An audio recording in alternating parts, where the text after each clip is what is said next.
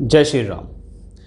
साढ़े साती जिसके नाम से हर व्यक्ति विशेष के मन में कुछ न कुछ शंकाएं उत्पन्न हो जाती हैं, क्योंकि इसका आधार शनिदेव है। भारतीय ज्योतिष में शास्त्रीय ज्योतिष और व्यवहारिक ज्योतिष दोनों को लिया गया है। शास्त्रीय ज्योतिष में कहीं भी किसी भी क्लासिकल्स किताब में साढ़े साती नाम का कोई जिक्र नहीं है, लेकिन व्यवहारिक ज्योतिष में जिसमें जो विद्वान ज्योतिषी हुए उन्होंने पुस्तकें लिखी, शास्त्र को पढ़ने के बाद कुछ नई रचना करी, वहाँ पर इस शब्द का बहुत ज़्यादा उल्लेख होता है। साढ़े साती यानी शनि एक राशि में 2.5 वर्ष चलते हैं और चंद्रमा से 12वें घर, चंद्रमा से दूसरे घर और चंद्रमा के ऊपर चलते हुए ये 7.5 साल का क्रम पूरा करते हैं, जिसको कहते हैं साढ़े साती।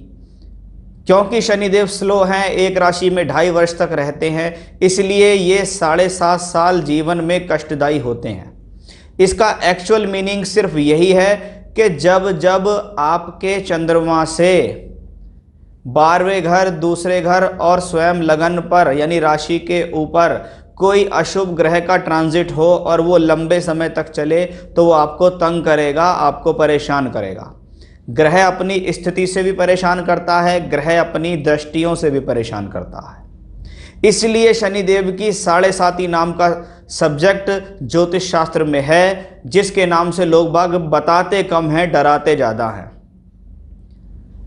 अब आज के समय में अगर हम देखें कि धनु राशि वालों को साढ़े साती का तीसरा चरण चल रहा है, यानी अगर आपकी कुंडली में चंद्रमा 9 नंबर में बैठे हुए हैं या आपका बोलता नाम धनु राशि पे आता है तो आपको साढ़े साती का तीसरा चरण चल रहा है।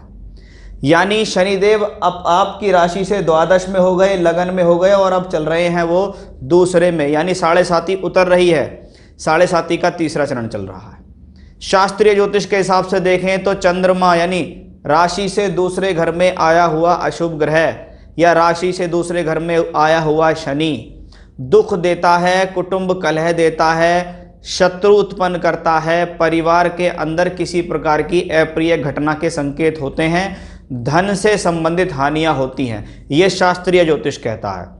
लेकिन व्यवहारिक ज्योतिष हमेशा ऐसा ये कहता है कि जब जब कोई ग्रह अपनी राशि में आएगा वो नुकसान नहीं पहुंचाएगा।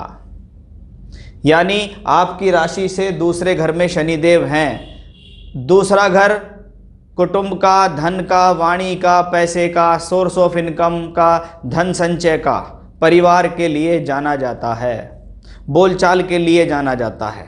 यानी अगर मैं शास्त्रीय और व्यवहारिक ज्योतिष दोनों को मिलाकर कहूँ, क्योंकि ये सिर्फ एक गोचरीय घटना है, साढ़े साती एक गोचर से लिया हुआ सब्जेक्ट है, इसलिए ये 20% ही रिजल्ट देता है।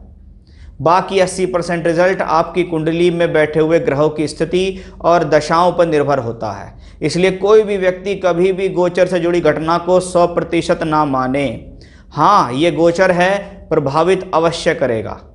इसलिए शास्त्रीय और व्यवहारिक ज्योतिष दोनों मिलकर ये कहते हैं कि चंद्रमा से दूसरे घर में शनि हो तो प्रॉब्लमेटिक होता है। बेवजह परिवार के लोगों में मिसअंडरस्टैंडिंग हो सकती है, कलह हो सकता है, आपकी वाणी कुटिल हो सकती है, आप ज़रूरत से ज़्यादा अनुशासन वाले हो सकते हैं, जिसके कारण परिवार के लोग आपसे कटने लगें कि ये तो हर चीज़ में काट छाट निकालता है, इसको तो हर चीज़ में कोई ना कोई कमी ही नज़र आती है। ऐसे लोगों का स्वभाव ऐसा होता है। लेकिन स्वराशि में चलने के कारण ये ग्रह धनदायक है, ये धन देता है, इसमें कोई संदेह नहीं है। वो धन परिवार से मिलने वाला भी धन हो सकता है, बोलचाल से मिलने वाला, यानी आप अपनी प्रोफेशनल लाइफ में बहुत ज़्यादा इस्तेमाल कर रहे हैं अपनी बोलचाल का, उस लिहाज से ये कॉम्बिनेशन अच्छा है। ग्रह की दृष्टियां भी अपना प्रभाव देती हैं। शनि जब एक धन भाव में बैठकर दूसरे धन भाव को देखता है, यानी आपको धन देगा, धन की कमी नहीं होने देगा। आपका किसी न किसी कारण से ये प्लेनेट प्रयासरत में रहेगा कि नहीं, इस व्यक्ति को धन दिलाना है। जब जब आप कठिन परिस्थिति में फंसेंगे तो ये ग्रह आपको वहां से निकाल कर लाएगा, धन देगा। वहीं शनि की तीसरी दृष्टि जब चौथे घर पे आती है तो वही चीज़ जो कुटुंब है, वही परिवार का सुख है। घर परिवार के लोगों के प्रति चिंताएं जागृत होती हैं आपके मन में। आपके मन में रहता है कि पैसे का फ्लो ठीक रहना चाहिए, सामाजिक स्थिति खराब नहीं होनी चाहिए, लोगों के सामने मेरी असलियत नहीं आनी चाहिए कि मेरे जीवन में क्या डाउनफॉल चल रहा है, उसके लिए मैं कैसे मेहनत करूं, कैसे प्रयास करूं, अपने आप को कैसे मेंटेन करके रखूं। वो कॉम्बिनेशन भी इसी तरीके से देखा जाता है।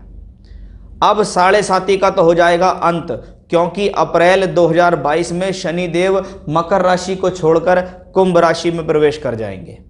यानी आपकी जीवन से शनि देव का जो गोचर है, यानी सभी 7.5 साल पूर्ण हो जाएंगे। उसके बाद का समय आपके जीवन में और ज़्यादा बेहतरी और ज़्यादा तरक्की लेकर आ रहा है, इसमें कोई भी संदेह नहीं है। उसको भी बताने का मैं आपसे यहाँ प्रयास कर रहा हूँ। शास्त्र कहता है चंद्रमा से तीसरे घर में शनि हो तो बेहतर होता है। उसके पीछे रीज़न ये है कि शनि सहजता, धैर्य और हिम्मत का कारक है। जब जब व्यक्ति अपने जीवन में किसी भी एक टारगेट को साध कर काम करे, जीवन में आपने कोई भी बड़ा टारगेट अचीव करना है, कोई भी बड़ी सफलता प्राप्त करनी है, तो उसके लिए बड़े प्रयास भी बहुत ज़रूरी हैं। दुनिया में कितने भी लोग जीवन में बहुत बड़ी बड़ी ऊंचाइयों पर गए हैं, लेकिन उनका इतिहास उठा के देखिए आप, उन्होंने जीवन में बहुत स्ट्रगल किया। यानी उनके ग्रहों ने, उनके गोचर ने उनको सपोर्ट किया। यानी सही समय पर सही गोचर, सही सपोर्ट, सही दशा होना व्यक्ति के जीवन में उसको ऊपर उठाने में सक्षम होता है। क्योंकि मेहनत करने की काबिलियत हर व्यक्ति में है, लेकिन कब किस दिशा में मेहनत करनी है वो ग्रह आपके गाइड करते हैं। चंद्रमा से तीसरे घर में शनि का आना धैर्य को बढ़ाएगा, साहस को बढ़ाएगा। आप इतने ज़्यादा मेहनती हो जाएंगे कि आप अपने जीवन में दिन देखेंगे ना रात, सुबह से शाम तक आपको सिर्फ एक ही काम होगा, कर्म करना है, फ़ायदा लेना है, कर्म करना है, लाभ उठाना है। क्योंकि शनिदेव हमेशा से कर्मकारी ग्रह हैं, स्वभाव में अशुभ हैं। यानी कि ये ऐसा टीचर है जो डंडी लेकर समझाता है, लेकिन आपको इस काबिल अवश्य बनाता है कि आप अनुशासन प्रिय हो जाएं, जीवन में स्वयं के बल पर कुछ करें। आपको किसी के सामने हाथ फैलाने की जरूरत नहीं है, आप अपने आप ही सब कुछ करेंगे। यानी चंद्रमा से तीसरे घर में आया हुआ शनि ऐसा होता है कि व्यक्ति अकेला ही पूरा खेत जोत दे, फसल को उगाए, फसल को काटे और बेच आए। ये है शनि की काबिलियत जो आपको चंद्रमा से तीसरे घर में आएगी। थर्ड हाउस का मालिक थर्ड हाउस में ही है, ये और बेहतरी है, क्योंकि शनि फिर आ जाएंगे अपने मूल त्रिकोण साइन में। जीवन में व्यक्ति को क्या चाहिए? मेहनत करता रहूं, मेहनत से मैं पीछे नहीं हूं, मुझे धन लाभ मिलना चाहिए। शनि जब यहां से बैठेंगे तो आपके बुद्धि स्थान पंचम भाव को दृष्टि देंगे, यानी बुद्धि भी ठीक प्रकार से काम करेगी। अपनी एजुकेशन से संबंधित आपको फायदा मिलेगा, अपने ज्ञान से आपको फायदा मिलेगा। संतान प्राप्ति के योग बनेंगे आपको उस दौरान। यदि आप जीवन में संतान प्राप्त करना चाहते हैं तो संतान प्राप्ति के योग बनेंगे और शनि स्वराशि के होंगे। इसका मतलब आपकी जो संतान होने वाली है वो भी जीवन में अच्छी तरक्की करेगी। वहीं शनिदेव का संबंध जब आएगा आपके भाग्य स्थान से, आप अपनी मेहनत से, अपने जज्बे से, अपने धैर्य से अपने भाग्य को चमका रहे हैं। किसी और की आपको कोई ज़रूरत नहीं है। आपको पता है कि मुझे कब कहाँ किस योजना पे काम करना है। वो सारी अक्ल, वो सारी बुद्धि, वो सारी योजनाएं देंगे आपके शनिदेव आपको।